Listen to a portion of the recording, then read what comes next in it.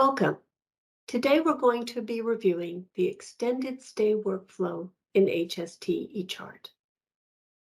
When you log into eChart and open the patient, you'll see all of the workflows for the care of this patient.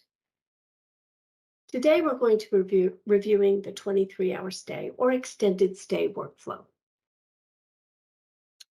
As with all workflows in HST eChart, it is designed with a series of blocks that are stacked and used in whatever order will best suit the flow of your surgery center as you complete the patient's care. The completion indicator on the top right will tell you how complete each workflow is. You can also use it as a navigation tool to access different areas, different blocks.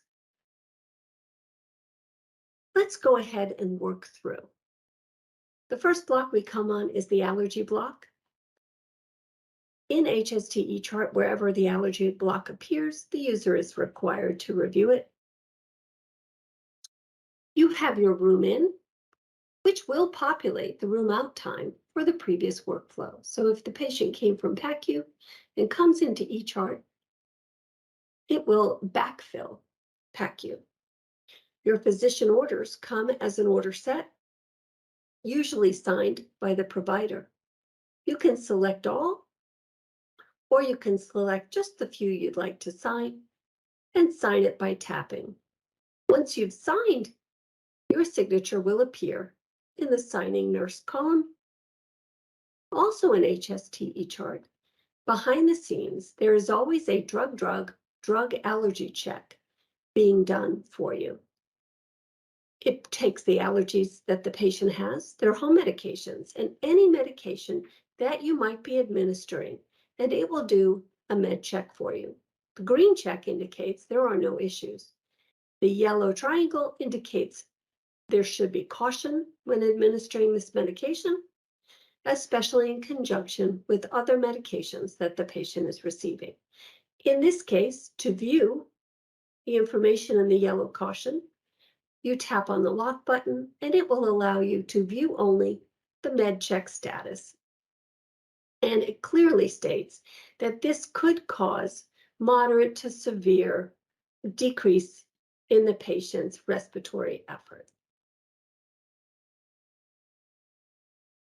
If you were to add another order, you simply tap the plus on the grid. You would search for the medication that you want to order, the route, and the site, and the dose unit of measure, the frequency, and the number of doses, whether it is prophylactic or PRN. You'll see it defaults to verbal. That is because I am in a nursing workflow, so it will assume the orders I am entering are verbal. If it is not, and the physician is entering the order, you would not need to enter who it was received by and the receive time, who the provider is who gave the order, and you would save and exit. Anesthesia orders are completed in a similar fashion. You would select all and sign the orders, and your name will appear as the signing clinician. Post-anesthesia airway block is a cumulative block. It will take the information from the PACU and display it for you as well. And you dearly need to complete the information available for you. You will see that it is cumulative. The information that was put in by the PACU nurse is not available for you to edit, but you can edit your own. You can also clone a row. So if the airway stays the same while the patient is with you, you can simply clone it, put in the new time. It will save all of the data that you put in, and you can save it. And you'll have a new row created. So you don't have to enter each one of those fields anytime you come back to assess this patient. Vital signs work similarly. You can clone them, or you can add it from a blank slate. In this case, we're going to go ahead and add a vital sign. In order to save the vital sign flyout, you only need one complete row and time to enter it. So if you would just like to go back and recheck the patient's blood pressure, but you don't need to enter the other elements, you can simply save it, and it will save with just the single value. Extremity check works the same way. It is a grid, it is cumulative. You can check this patient, their color, their temperature, their refill, their pulses, tingling, movement, and swelling. You can assess the strength if you choose to for a neuro check as well as an extremity check. Modified Aldrete score is also cumulative. It will show you the PACU values as well as the values that you input here. You may use the latest values, which will pull in the information from vital signs, extremity check, and airway. When you select it, it will fill in whatever blocks the information it has available to it. Level of consciousness, in this case, I'll have to fill out myself. And since I did not complete a full row in vital signs, I have to say whether or not the patient is maintaining their oxygen saturation. Each block has a completion indicator in the lower right corner. The information will accumulate to your completion indicator in the upper right of the chart header. So when you tap a flyout, if you are unsure of what is required of you, the red minus in the corner will not only tell you what is a required value, it will also put a red asterisk next to the fields that are required. So I'm going to say the patient is resting, and I don't want to disturb them to ask their pain level. The medication administration grid has many ways you can administer medication. You can check the medication and administer a now time. You can open the flyout and enter any time that you want and save it. You can also have a coworker confirm the medication that you have pulled up to administer and check it against the order. The medication confirmation will open a flyout. They can sign in as a logged in user on their own device, or they can sign in over your shoulder as another user. Once the medication is confirmed, you will have a check mark in the confirmed. This is for the medications at your center that you've decided are high risk or high alert medications. And you can see I got my green check. Safety measures is an optional block should you decide to use it. Intake and output. Information that is entered in the intake and output block by anesthesia providers will automatically populate here. It is also a cumulative block. When you say that you have intake and it is intravenous, it will automatically select for you the type of fluid that was hung when the IV was started. This is where you could put in the amount of fluid, and it will create a grid row for you. It will total the intake here at the bottom. It will also total your output. So if we are measuring the patient's output, we can also say that they have 800 mLs of urine output, and you can see it's measuring the output as well as the input. Dressing assessment can be done as often as your policy and procedure requires. So you'll tap on it. Maybe we'll use the room in time, and the site is the knee. It is the right knee. There is no drainage. There is no bleeding. No action is required, or whatever action might be required. And you have a new road created. IV assessment works much the same way. As with many of the blocks, the information contained in the flyout for the assessment is what is required by AORN standards. We're going to use the room in time.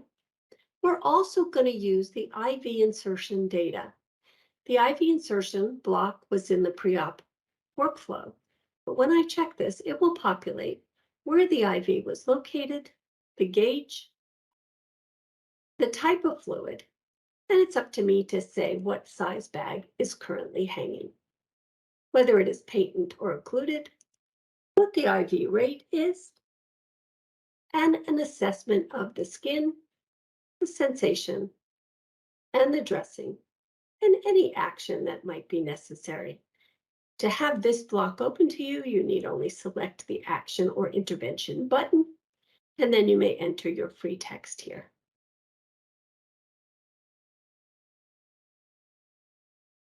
And I am the user who is completing this survey. And there we have a new grid row for IV assessment. Nursing progress notes is also a grid block, which means you can add multiple entries and say your information will be stamped with the time and the clinician who entered the nursing progress note. We also have a block for bedside visit, and this perhaps is when the physician comes by and says, and save that entry. If physical therapy comes by, they can also enter a bedside visit.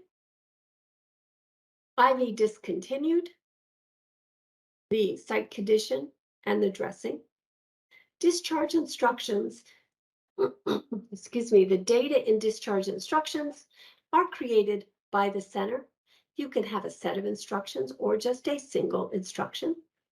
They are all below in each of their own areas. You can edit directly in line.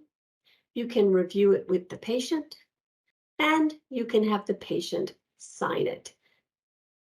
eChart allows you to print a block, the entire workflow, or a series of blocks. A series of blocks is called a print set. You can create a print set that will have the patient's discharge instructions, their medication reconciliation, as well as their return of valuables, should you have that in your workflow. That set can be handed to the patient when they leave your facility. Medication reconciliation, the meds are reconciled by the provider. No prescriptions were given on discharge, and you can see the physician signed it, and you have a green check. The Prevacid is continued as prescribed, and they were told not to resume their Celebrex. Discharge plan block allows you to enter that you've completed the discharge instructions, that the patient understands them, and a copy of the instructions were given to the patient. It also allows you to document any prescription information that you may also need to add. Any supplies that you discharge the patient with, including crutches, including dressing changes, documents here. If you are not giving them supplies or they already had their supplies, you would check no. Return of patient valuables. If you have kept the glasses with the patient and locked up their cell phone, charger, and iPad for them to use in your extended recovery, this is where you would say that you returned these to the patient, and you can have the patient sign. You can have their significant other who accompanied them sign, or you can have as a nursing staff assign. So in this case, we're going to say,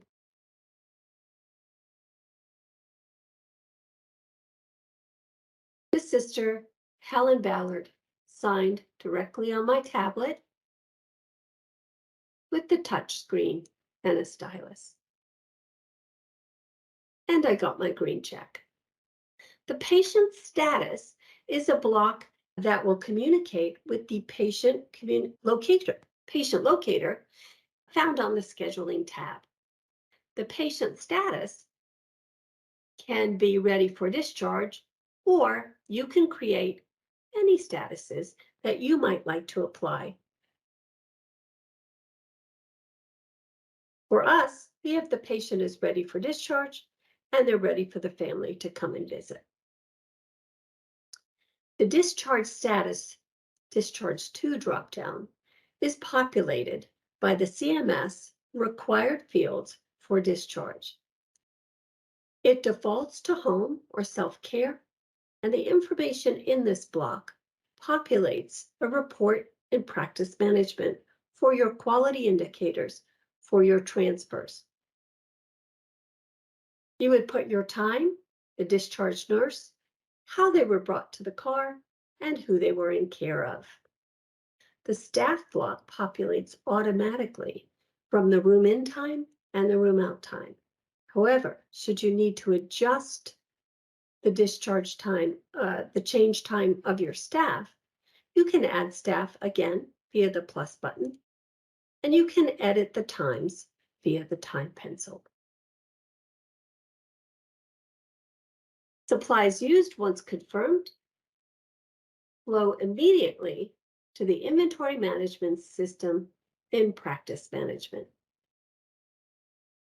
You can see now 96% complete. So what's missing? I'm going to tap on it and it's going to tell me I did not complete the IV discontinued. So let's go ahead and do that. I'm going to tap the red minus. It's going to put a red asterisk next to the required fields. As I complete them, my error message notices and removes itself with a green check. I'm now at 100%. There are a few other features along the header. One is the pin button. Each chart allows multiple users in the chart at the same time, but it also allows users to have multiple charts open at the same time. When you pin a workflow, whenever you navigate away from that workflow, the option to navigate directly back to that workflow is available in the lower toolbar. When you have all of your patients stacked along here with pins, you'll be able to toggle between them without having to navigate back to this page. When you tap on the toggle pin, it will bring you back to the workflow you were in and back to the last block that you completed. So there's not additional navigation required to keep up with multiple patients at the same time. We also have an image of the patient in the up left corner of the header. That information is there so that you can always know that you're charting on the correct patient if you have multiple charts open. Also in the header, you'll notice there is the weight in kilograms. It's important to have that visible at all times because the weight in kilograms might be used to give emergency medications. We wanted you to be able to see that at all times. There is the print icon, which we talked about, and you can print the discharge set for this patient. We're going to get a quick preview of what that would look like. And again, you get to create what is in your print set. In this case, we have discharge instructions. We have medication reconciliation. And we have the return of valuables. That information can be printed and sent with the patient home. This concludes the extended recovery review in HST chart.